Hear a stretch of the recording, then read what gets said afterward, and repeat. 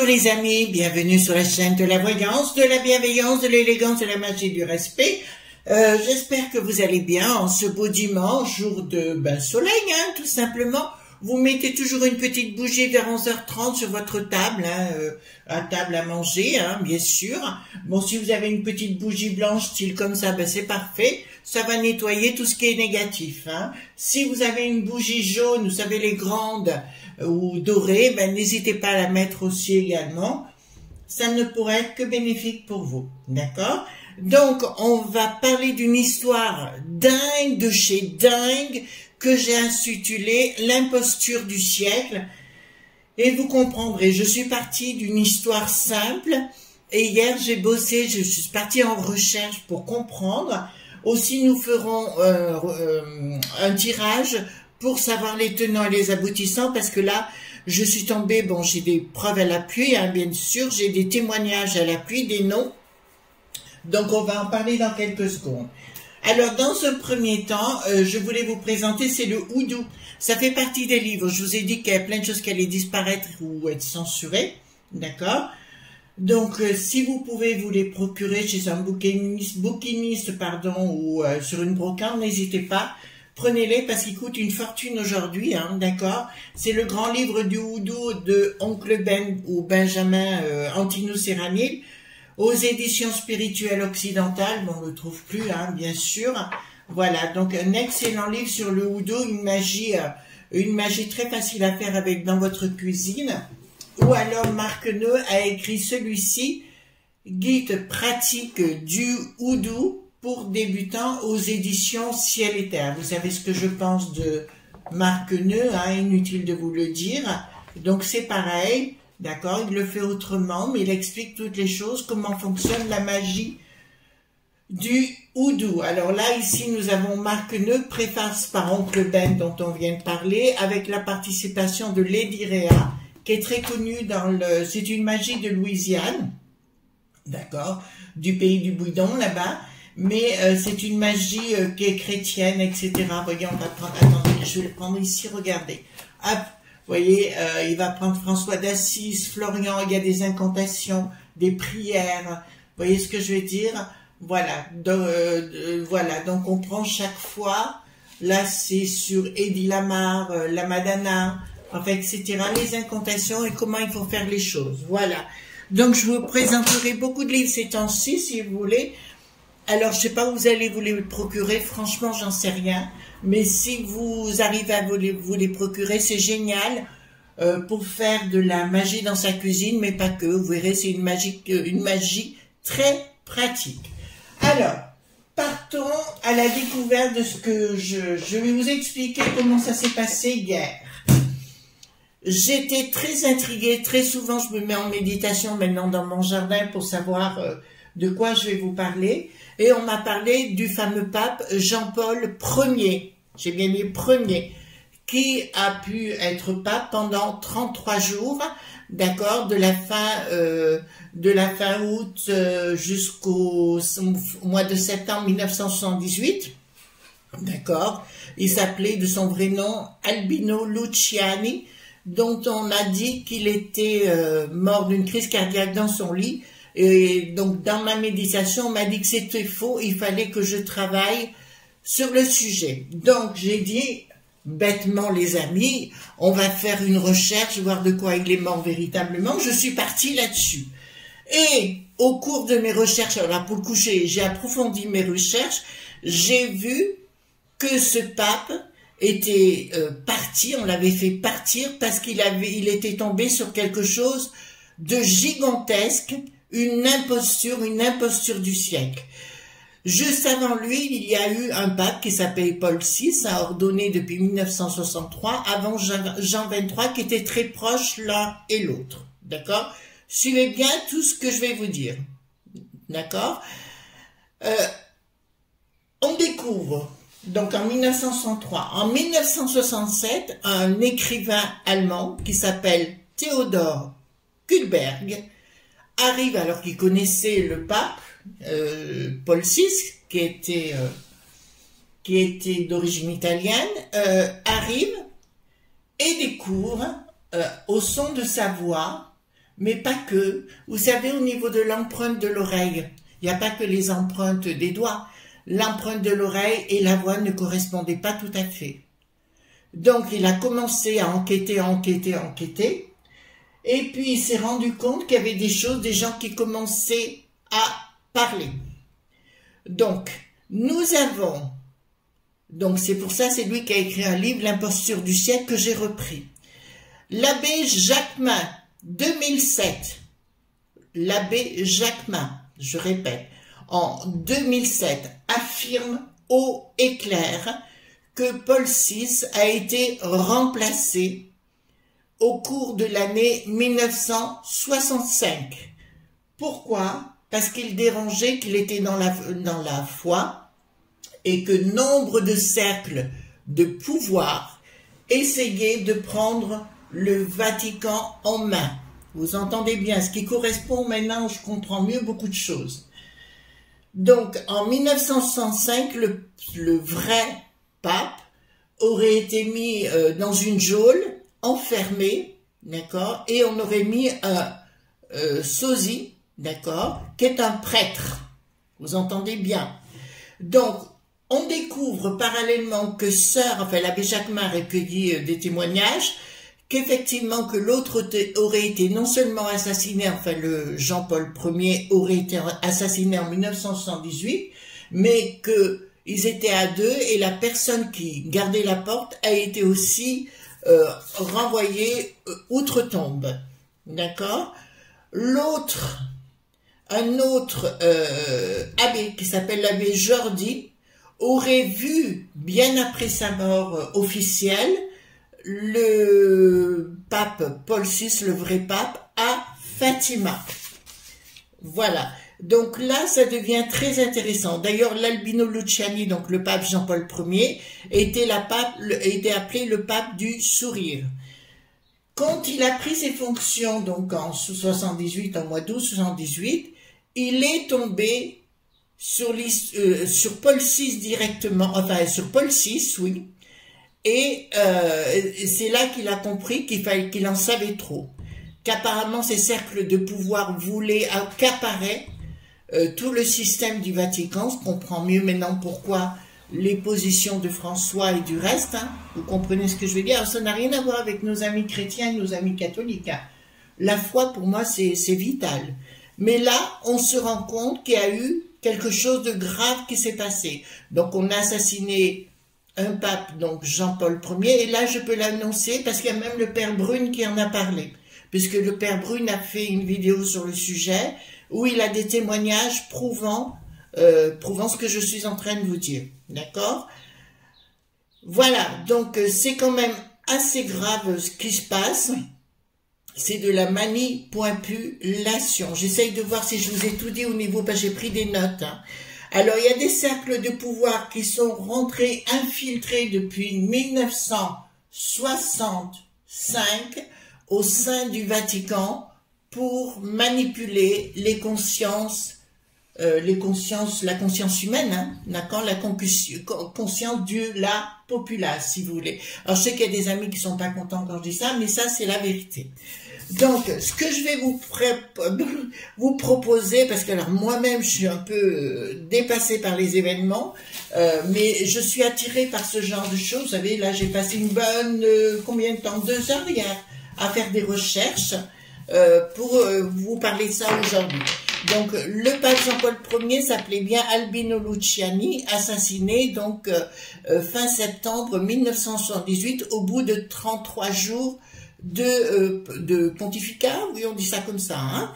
Donc voilà, Jean-Paul VI ne serait pas mort du tout en 1978, il se serait enfui avant, d'accord, le vrai pape, on l'appelle, et ils avaient bien mis un sosie, puisque l'abbé Jacquemin en parle.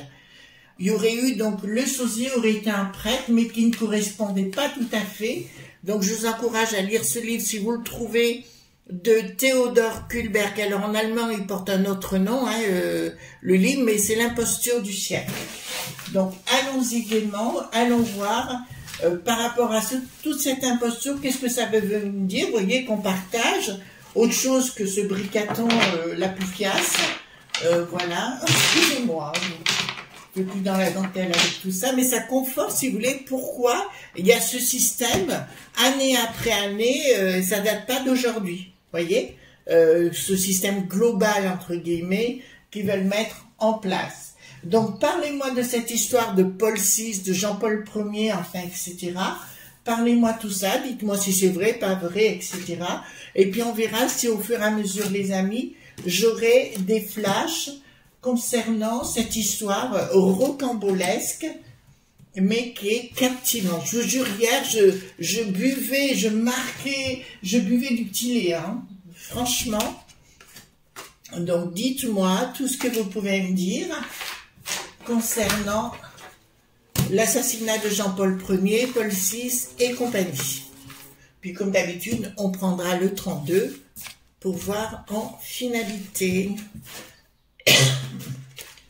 J'espère que vous passez un bon moment, hein. Enfin, je sais pas, parce que le temps est assez bizarre. Un coup fait beau, un coup c'est couvert. Bon, on n'a pas eu de pluie, nous, ici. Enfin, on en a eu, pas cette nuit, la nuit d'avant. Voilà. Bon, écoutez, ça arrose les plantes.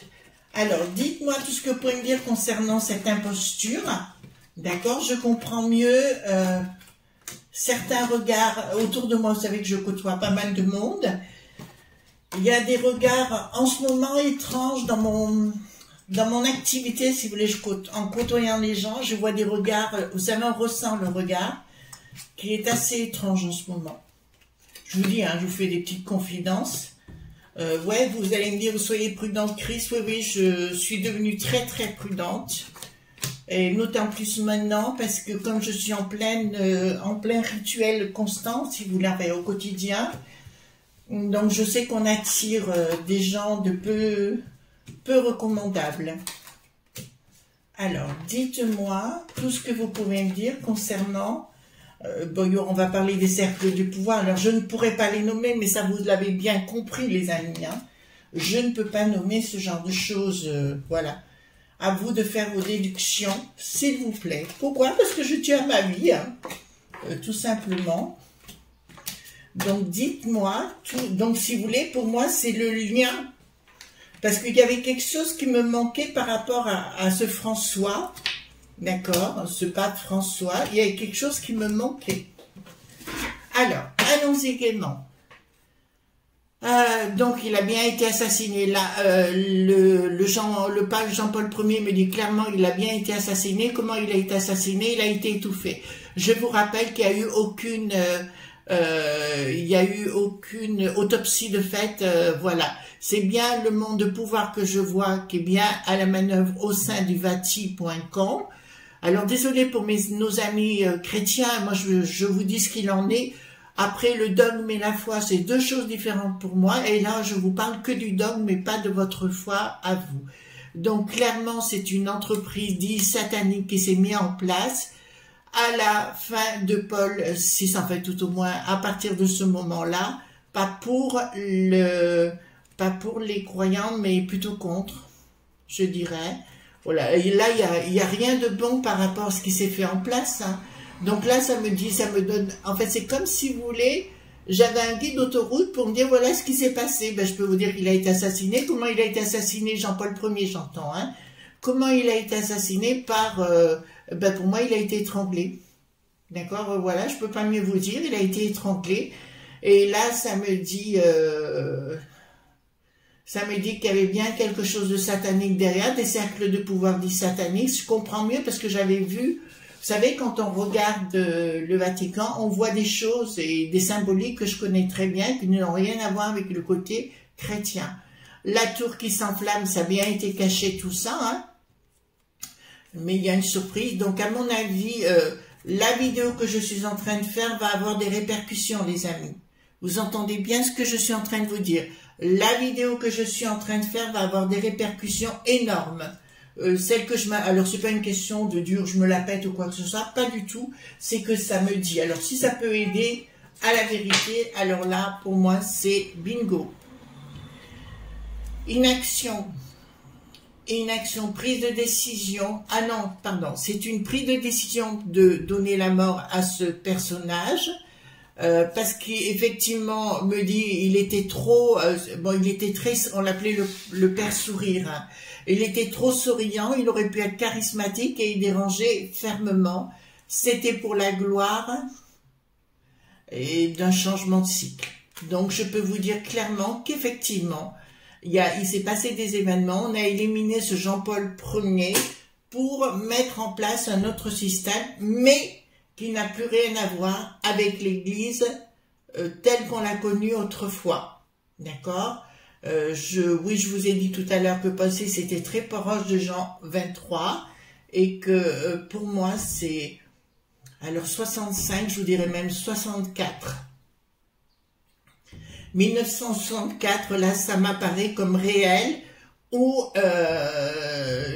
le pape Paul VI a été enfermé, d'accord, on le nourrissait, on l'a pas fait partir, et on a mis un sosie à la place qui était un prêtre, hein, d'après mes sources, était un prêtre. J'ai pas pu en savoir davantage.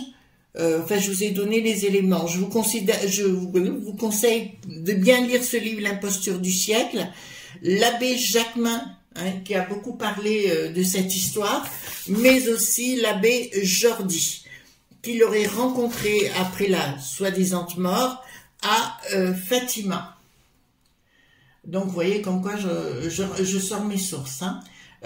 Donc, là, ça me dit que le groupe, c'est une histoire de pognon, de la force, pour un projet de construction, de bâtir autre chose, si vous voulez. Et là, ça me dit symbole de la Trinité, pour recréer quelque chose de différent, mais toujours pareil, entre pardon, excusez-moi, entre ici et là, j'ai un monde qu'on me présente comme de la foi, de la gentillesse par rapport aux familles, voyez-vous. Donc, manipulation de la populace. Et là, ça me dit de la force par le pouvoir de l'argent et par des cercles de pouvoir. D'accord, vous entendez bien? Donc, en plus, ça me parle tout ça pour des raisons familiales et autres. Vous savez, bon, j'étais dans une famille un peu particulière, mais où à la fois il y avait un côté catho, où je prends l'église Notre-Dame de Valence, par exemple, a longtemps été dirigée par des chanoines qui étaient des druides en même temps. D'accord, donc j'ai des souvenirs par rapport à toutes ces choses-là. Ouais, c'était particulier, quoi. Donc, là, d'entrée de jeu, je peux vous dire que Jean-Paul Ier a bien été assassiné par des cercles de pouvoir, parce qu'il est tombé sur le vrai pape, qui n'était pas du tout mort, Paul VI. Il l'a croisé, alors ça me dit tout de suite, ça me montre une image, il l'a croisé derrière une porte, il passait par un couloir, et il l'a vu éclairé, et il l'a vu derrière, et là, il aurait dit à plusieurs reprises, Jean-Paul Ier, parce qu'il est devenu très dépressif juste après, où il disait que son règne allait être très très court, et effectivement, il l'a été. D'accord? Ensuite, manipulation de la populace. Ouais. Parce que, alors, je vais pas faire le procès de tous les papes qui ont passé compagnie, simplement, on sait que Jean-Paul, dit le deuxième, était au courant de la situation parce que la fameuse nuit où il a disparu, donc Jean-Paul Ier, on m'a dit clairement, on savait qu'il était déjà réveillé et qu'à 5 heures du matin, il était déjà dans les couloirs prêt à agir. Donc voilà. Donc là, qu'est-ce que ça me dit? Ouais, vous savez ce qu'ils sont en train de me dire? Ferme-la. Ils sont en train de me dire ferme-la. Non, c'est pas moi, je vais pas me la fermer. Bon, alors là, il y a bien eu quelque chose d'agissant. Il a fallu préparer une communication qui n'était pas dans la vérité, bien évidemment. Et là, il y a bien les cercles de pouvoir qui ont apparu. Donc, pour moi, l'Église, le Vatican, c'est toujours mon pitbull, hein, vous l'entendez, hein, voilà, c'est mon pitbull. Il est en bas, bon, mais c'est pitbull, il est chihuahua, il se croit pour être pitbull. Là, je peux vous l'affirmer, dès 1964, Paul VI était enfermé dans des geôles, le vrai, pas le sosie. D'accord? Vous entendez bien. Et là, j'affirme. Alors, s'il y a quelqu'un qui veut me dire le contraire, je mets un coup de boule. Hein. D'accord? Mais là, je peux vous l'affirmer haut et clair. D'accord? Ensuite, il y a eu un projet par rapport aux familles. Qu'est-ce que c'est que ça? Par rapport aux familles, d'accord, d'une inaction. Ah non, c'est bien Paul VI qui a été mis dans... mais il était toujours en vie après la mort de Jean-Paul Ier, Paul VI, hein, d'accord? Donc là, puisque là, on l'a mis dans les geôles, d'accord, pour qu'il ne puisse pas agir. Ben là, on le voit bien, pieds et poings liés, hein, si vous voulez, il était lié, il ne pouvait pas parler, il était enfermé, quelque part, par quelqu'un qui dirigeait tout ça. Ce qu'il y a d'étrange dans cette histoire, écoutez-moi bien, d'accord, je vous montre cette carte, me dit, c'est très étrange, cette histoire de 1964 où Paul VI a été mis dans des geôles, je vous dirais, parce que le vrai Paul VI avait la foi, d'accord, que ce Paul VI-là, qu'on a connu après, moi petite, j'étais toute petite, mais me convenait pas. Et là, je peux vous dire que la personne qui dirige ce cercle de pouvoir est une femme. Vous entendez bien? Même à ce moment-là, c'était déjà une femme. D'accord? Je vous le dis parce qu'elle apparaît ici.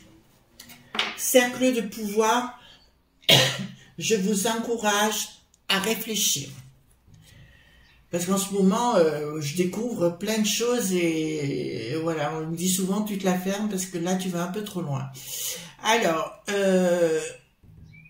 donc il y a eu une rupture, donc la justice n'a pas été rendue, donc on sait aujourd'hui que ce pape, Jean-Paul Ier, pardon, ce pape n'a pas été, il n'y a pas eu de justice pour lui, hein, puisqu'on a dit qu'il était mort d'une crise cardiaque. Non, il est mort étouffé, je peux vous l'affirmer. Donc voilà, c'est pour des restants de pognon, on le sait, parce qu'on a dit aussi par rapport à ce Jean-Paul Ier, d'accord, pardon, par rapport à ce pape Jean-Paul Ier, on est allé dire, c'est parce qu'il voulait dénoncer... enfin, il voulait mettre un coup de boule à tout le monde là-bas au sein de ses évêques et ses archevêques, faux que nenni. D'accord? C'était du fake. En fait, ils se sont dit, on le met là parce qu'on va le manipuler. Le problème, comme je vous l'ai dit, il avait trop de charisme et non seulement il avait du charisme, mais en plus, ça me dit clairement que il dérangeait parce qu'il a tout vu, il est tombé sur Paul VI directement. D'accord? Donc ça corrobore ce que l'abbé Jacquemin a dit et aussi le père Brune. Allez voir, il en parle aussi, mais peut-être pas aussi loin que ce que je suis en train de vous en parler. Donc, inaction. Pourquoi? Donc il était empêché d'agir. Donc j'ai bien une femme qui s'occupait de Paul VI. D'accord? Une sœur, une bonne sœur, hein, qui était très très bien. Des cercles de pouvoir, etc. Donc, pour moi, l'esprit machiavélique est entré au Vatican. Les cercles de pouvoir, le monde machiavélique est rentré au Vatican dès 1964. Là, je vous l'affirme haut et clair. Je suis sûre de ce que je vous annonce parce que je vois la scène. D'accord? Si je ne la voyais pas, je vous en parlerai pas. Mais là, en 1964, ces cercles de pouvoir, ce sont les mêmes qui nous enquiquinent aujourd'hui, hein, d'accord, vous comprenez? C'est toute la suite, hein, d'accord? Vous comprenez mieux pourquoi Bricaton tape sur l'épaule de François, d'accord, quand il va le voir. Ben oui, entre potes, ils s'entendent.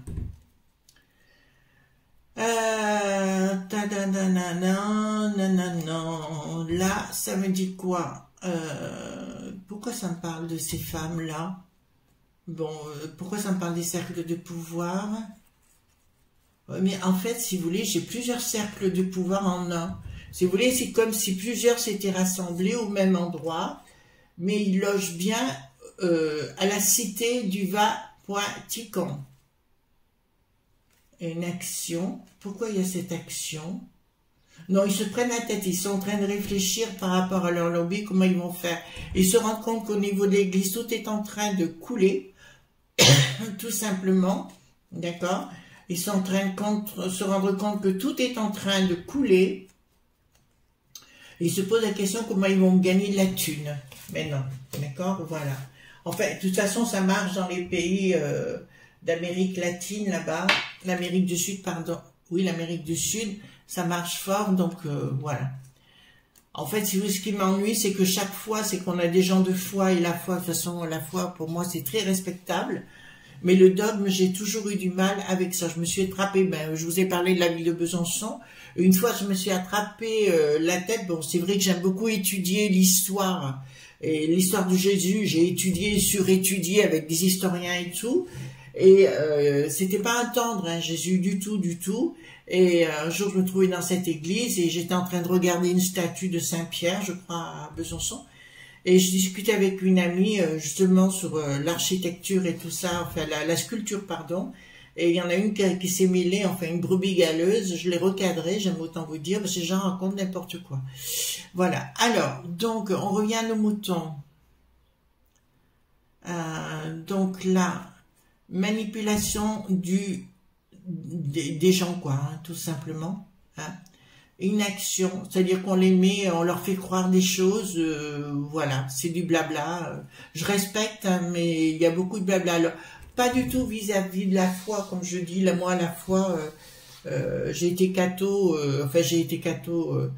je suis née, j'ai été baptisée, si vous voulez, hein, je suis allée même vécu dans un couvent, donc la foi, on comprend mieux, mais moi, depuis que je fais de la magie en plus, je vous avouerai que je suis encore plus dans la foi qu'avant. Encore plus parce que j'ai découvert que on pouvait faire des choses inimaginables par la foi. Voilà. Donc, me dit qu'au niveau international, il y a un projet qui n'aboutira pas. Il y a un projet machiavélique en cours de ces cercles de pouvoir, je vous parle au niveau actuel. Ça va vous intéresser, mais qui ne marchera pas. Là, ça ne marchera pas. On ne pourra plus attraper les gens par la foi, ça ne marchera plus. Blocage annoncé, blocage des fous. Pourquoi ça me dit ça. Pourquoi le blocage des fous? D'accord.